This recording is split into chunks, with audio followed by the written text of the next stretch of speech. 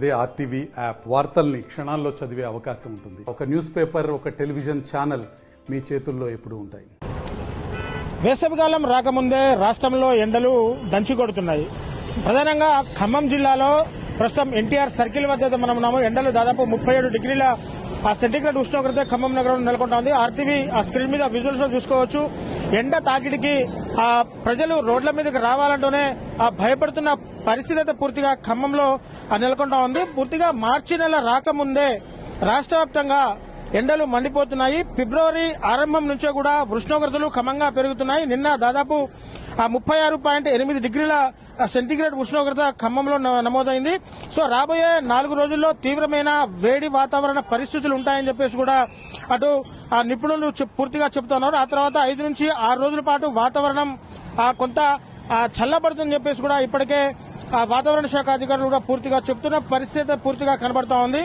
ఇక మొత్తంగా చూసుకుంటే రాష్ట్రంలో ఉష్ణోగ్రతలు అయితే బాగా పెరిగిపోయాయి. సాధారణ ఉష్ణోగ్రతలు కూడా మించిపోతుండటంతో వాతావరణంలో తేమ తగ్గడం, ఉక్కపోత పెరుగుతుందని, ఆకాశంలో మేఘాలు ఏర్పడకుండా నిర్మలంగా ఉండడంతో ఎక్కువ ఉష్ణోగ్రతలు నమోదవుతున్నాయని అటు వాతావరణ శాఖ అధికారులు చెబుతున్నారు. రాష్ట్రంలో పలు చోట్ల ఉష్ణోగ్రతలు భారీగా నమోదయ్యాయి. ఖమ్మంలో దాదాపు 36.2 డిగ్రీలు, భద్రాచలంలో 36, ఆదిలాబాద్, నల్గొండ, నిజామాబాద్ లో దాదాపు 35 డిగ్రీల సెంటీగ్రేడ్ ఉష్ణోగ్రతలు కూడా నమోదయ్యాయి. సో రాష్ట్రంలో పెరుగుతున్న ఉష్ణోగ్రతలకు ప్రజలు ఉక్కిరిబిక్కిరవుతున్నారు. చలికాలంలో కూడా పగటిపూట ఎండలు మండిపోతున్నాయి. సాధారణ సమయానికి నైరుతి రుతుపవనాల సీజన్ ముగిసి ఈశాన్య రుతుపవనాలు ప్రవేశించడంతోనే సహజంగా వాతావరణం చల్లబడుతుంది. కానీ చలికాలంలో క్రమంగా తగ్గాల్సిన ఉష్ణోగ్రతలు ఎండాకాలం మాదిరిగా తయారవుతున్నాయి. రోజు రోజుకి పగటి ఉష్ణోగ్రతలు కూడా భారీగా పెరుగుతున్నాయి. చలికాలంలో సగటున 3 నుంచి 5 డిగ్రీల సెంటీగ్రేడ్ ఉష్ణోగ్రతలు కూడా పెరిగిపోవడంతో ఇటు ఎండలో బయటికి రావాలంటే కూడా ప్రజానికం కూడా పూర్తిగా భయపడాల్సిన పరిస్థితి వస్తుంది. సో ప్రస్తుతం మన దగ్గర ఇక్కడ ప్రజలు చూసుకోవచ్చు. మనం ట్రాఫిక్ సిగ్నల్ లో ఉన్నాము.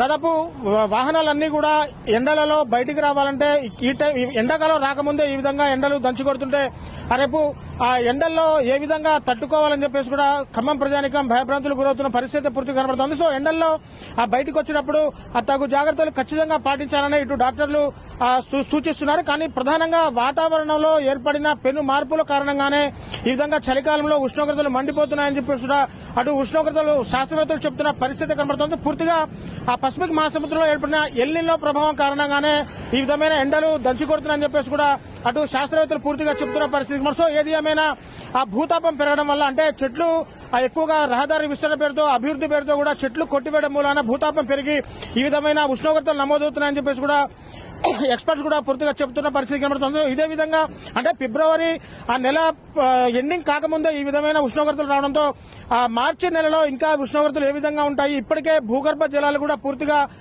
ఎండిపోయే స్థితికి కూడా వచ్చాయంటూ కూడా పూర్తిగా చెబుతున్న పరిస్థితి కనబడుతుంది. సో ఏది ఏమైనా ఇలా భూతాపం పెరగడం, చెట్లు కొట్టేయడం, దాదాపు వాతావరణంలో వచ్చిన పెను మార్పుల కారణంగానే ఈ విధమైన ఎండలు దంచి కొడుతుందని చెప్పేసి కూడా అటు శాస్త్రవేత్తలు చెబుతున్న పరిస్థితి.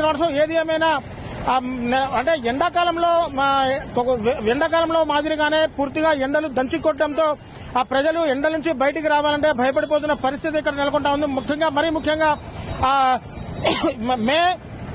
ఏప్రిల్ మే నెలల్లో ఈ విధంగా ఎండలు దంచి కొడతాయి. కానీ ఫిబ్రవరి చివరి వారం నుంచే కూడా ఈ విధంగా ఎండలు ఉండడం ఎప్పుడూ చూడలేదని చెప్పేసి కూడా ఖమ్మం ప్రజానికం చెబుతున్న పరిస్థితి కనబడుతుంది. ఇప్పటికే ఈ దంచి కొడుతున్న ఎండలతో పూర్తిగా శీతల పానీయాలు, పళ్ల రసాల వ్యాపారం కూడా కొద్దిగా ఊపందుకుని చెప్పాలి. కొబ్బరి బొండాల వ్యాపారం కూడా పూర్తిగా ఊపందుకుని చెప్పాలి. ఇప్పటికే అంటే ఎండలు ఈ విధంగా దంచి కొట్టడంతో మున్సిపల్ అధికారులు కూడా చలివేంద్రాలు ఈ సమయంలోనే ఏర్పాటు చేసుకోవాలని చెప్పేసి కూడా ప్రజలు డిమాండ్ చేస్తున్న పరిస్థితి పూర్తిగా కనబడుతుంది. అంటే ఎండలు ఎక్కువగా ఉన్న కాలంలోనే మున్సిపల్ అధికారులు కానీ పలు పోలీసులు సమన్వయం చేసుకుంటూ ఇక్కడ చలివేంద్రాలు ప్రజలకు దాహార్తిని తీర్చడానికి చలివేంద్రాలు అలాగే మజ్జిగ ప్యాకెట్లు కూడా పంపిణీ చేస్తారు. కానీ ఫిబ్రవరి చివరి వారం నుంచే కూడా ఎండలు ఈ విధంగా ఈ మాదిరిగా కొడుతుండడంతో ఫిబ్రవరి మొదటి వారం నుంచే కూడా పూర్తిగా చలివేంద్రాలు ఏర్పాటు చేసి ప్రజలకు దాహార్తిని తీర్చాలని చెప్పేసి కూడా పలు ప్రజలు కూడా పూర్తిగా డిమాండ్ చేస్తున్న పరిస్థితి కనబడుతుంది. మొత్తంగా ఎండలు ఈ విధంగా దంచుకోవడానికి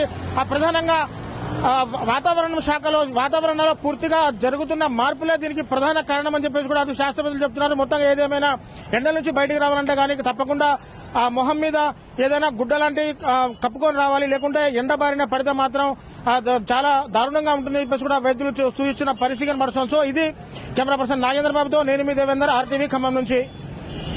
మరిన్ని వీడియోస్ కోసం ఛానల్ ని సబ్స్క్రైబ్ చేయండి, లేటెస్ట్ అప్డేట్స్ కోసం వాట్సాప్ ఛానల్ ని ఫాలో చేయండి అండ్ లింక్ డిస్క్రిప్షన్ లో ఉంది.